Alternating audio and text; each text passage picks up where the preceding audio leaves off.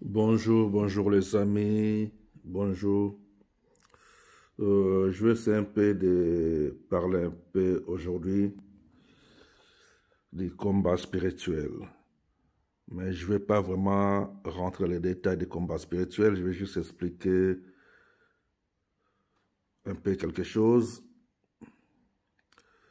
Nous devons savoir que le combat spirituel, les amis, ça ne se passe pas sur la terre.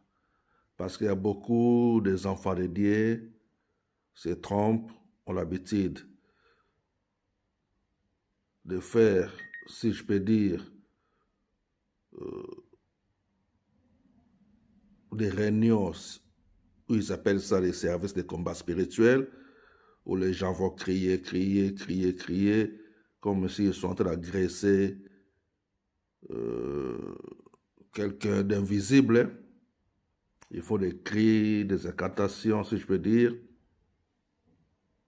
Mais je vais vous dire que les combats spirituels ne se passent pas sur la terre, les amis, ni sous la terre, mais les combats spirituels, ça se passe dans les ciels. Vous comprenez? Donc, une fois le combat spirituel s'est déroulé sur la terre, ou sorry, une fois ça s'est déroulé sous la terre, bien sûr, je veux dire, et lorsqu'on parle de sous la terre, on voit le séjour des morts. Donc, c'est pour ça que je dis que le combat ne se passe pas sur la terre, ni sous la terre, mais dans les ciels. Mais c'est arrivé qu'une fois, ça s'est passé sous la terre, donc pour dire dans le séjour des morts.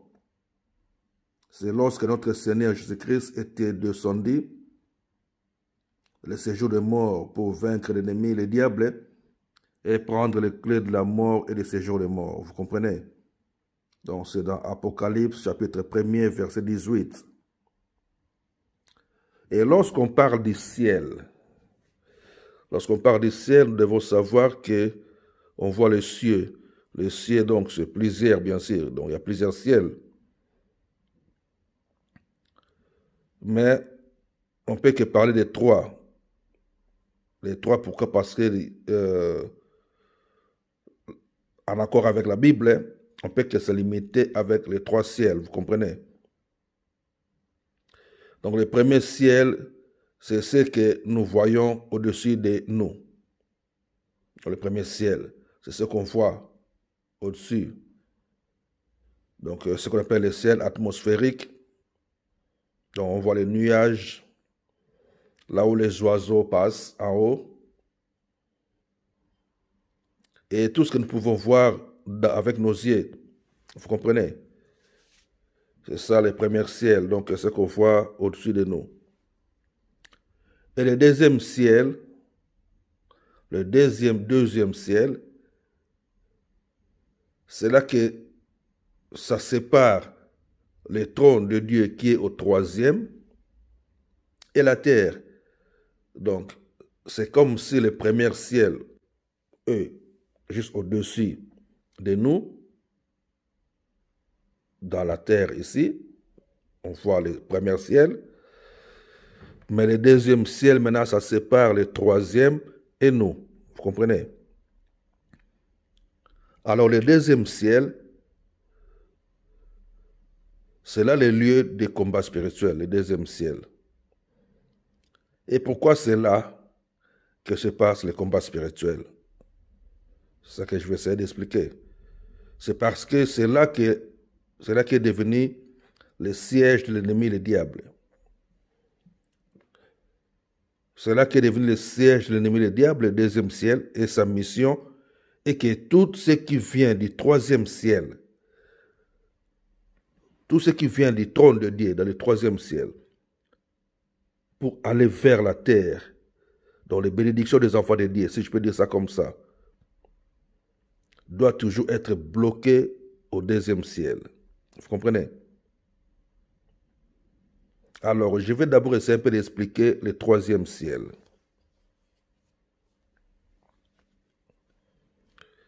Le troisième ciel, c'est le trône de Dieu, bien sûr, le Dieu le Créateur. son trône est dans le troisième ciel. Et lorsqu'on parle du Créateur, on voit lui-même El Elyon, le Dieu très haut. C'est lui le Créateur du ciel et de la terre. Mais tout autour de lui, tout autour de son trône, nous devons savoir qu'il y a des myriades d'esprits. Nous pouvons voir ça dans le livre de l'Apocalypse, chapitre 5, verset 11. Et ces esprits-là, on les appelle aussi des dieux. 1 Corinthiens, chapitre 8, verset 5. 1 Corinthiens, chapitre 8, verset 5. Donc, tous les esprits-là qui vivent tout autour du trône de Dieu, on les appelle des dieux. Donc, je dis 1 Corinthiens, chapitre 8, verset 5. Et on les appelle aussi des Elohim. Pourquoi des Elohim? C'est parce que c'est eux qui descendent pour accomplir des missions sur la terre.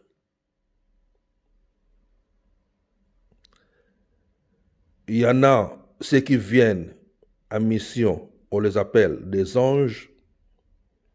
D'autres, on les appelle des archanges. Et d'autres, des anges de l'Éternel. Tout ça dépend de la mission. Mais en vrai, ce sont d'abord tous des esprits qui vivent tout autour du trône de Dieu. Ce sont des myriades et des myriades. Donc j'ai un peu des enseignements que j'ai déjà expliqués sur ça. Il y en a encore des autres que je prépare. Je vais continuer à parler pour essayer un peu d'aider beaucoup de gens à mieux comprendre le domaine spirituel. Parce que lui-même, El Elyon, le Dieu, le créateur du ciel et de la terre, il ne bouge pas de son trône. Le Dieu créateur ne bouge pas. Ce sont tous ces autres dieux, des myriades qui sont tout autour de son trône, c'est eux qui sont tout le temps en déplacement, en mission. C'est pour ça qu'on les appelle des Elohim. Ce sont des dieux. Nous devons savoir que depuis que Lucifer a été chassé du troisième ciel, c'est là qu'il a établi son siège au deuxième ciel. Et n'oublions pas que lui aussi, Lucifer, c'est aussi un Elohim. C'est aussi un Elohim, Lucifer.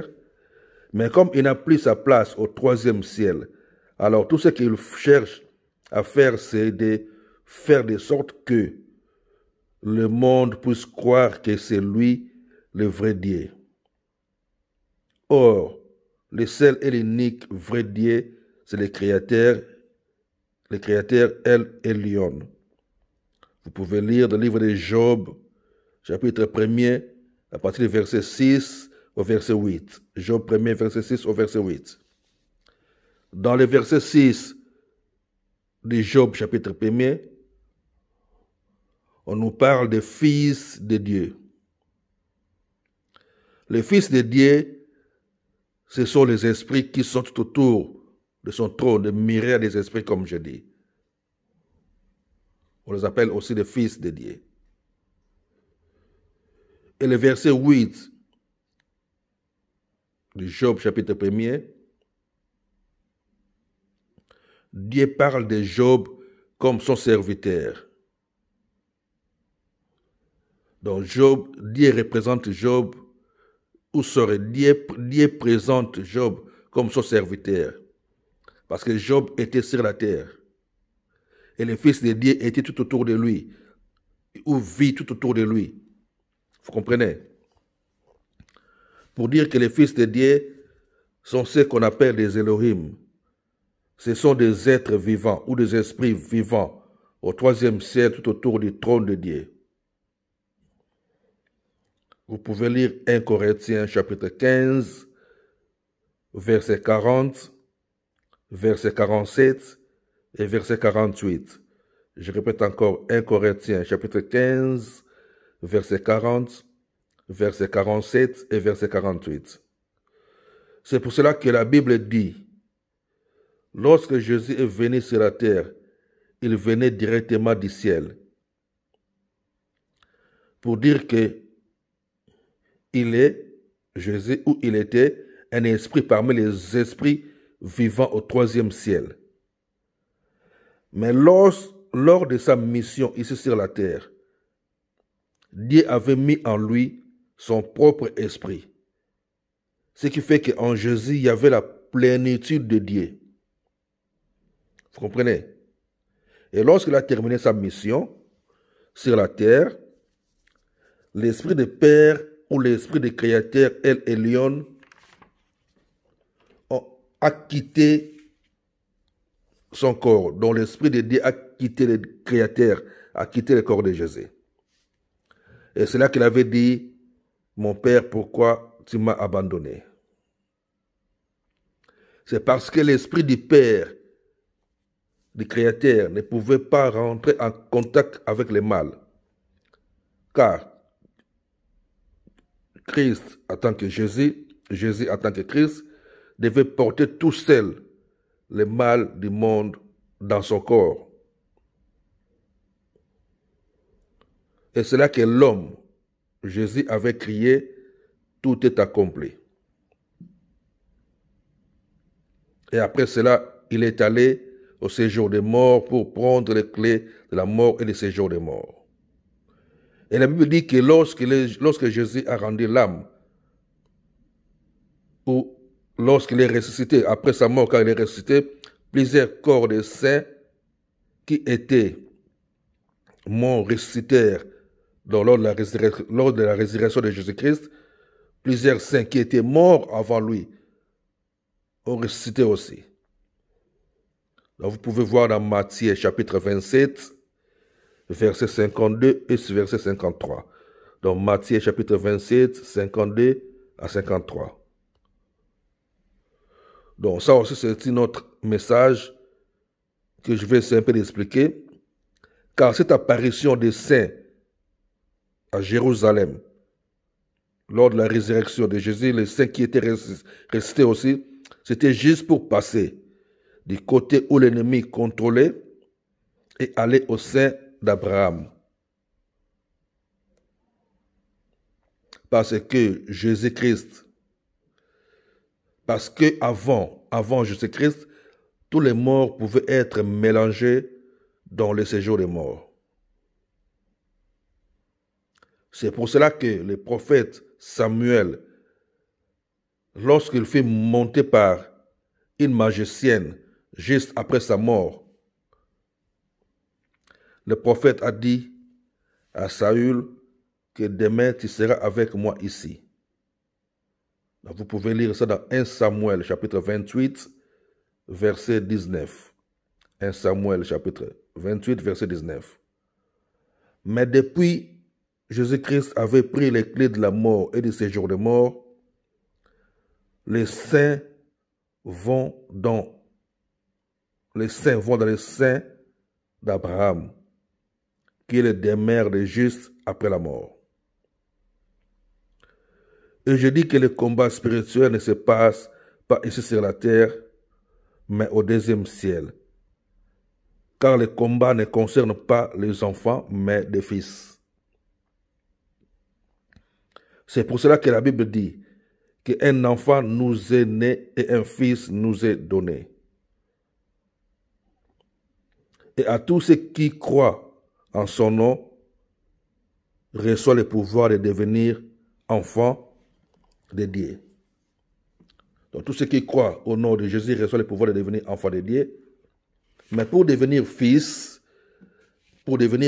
ça dépend de l'intimité de chaque enfant pour croître spirituellement et devenir à l'état d'homme fait. Vous comprenez?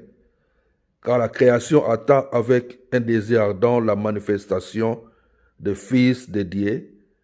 Et les fils de Dieu sont eux qui ont le pouvoir et la capacité de monter et descendre devant le trône de El Elyon, le créateur des cieux et de la terre.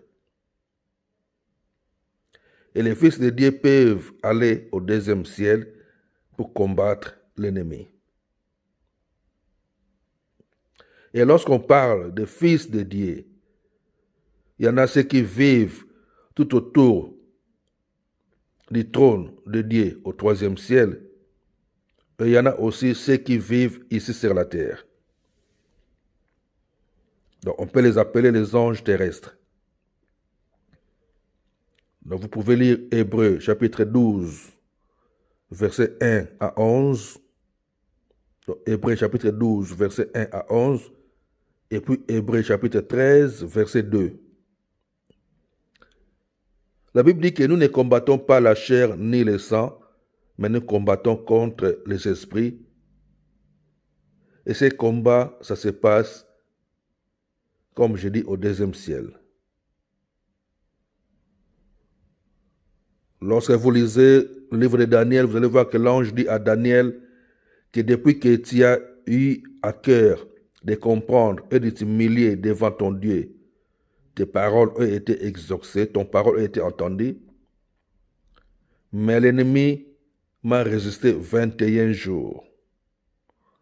Donc vous pouvez lire Daniel chapitre 10, versets 12 à 14, et versets 20 et 21. Donc Daniel chapitre 10, versets 12 à 14, et versets 20 et 21. Que Dieu vous bénisse. Nous sommes toujours là pour exhorter et transmettre des messages, des versets bibliques pour aider ceux qui veulent grandir spirituellement. Que Dieu vous bénisse.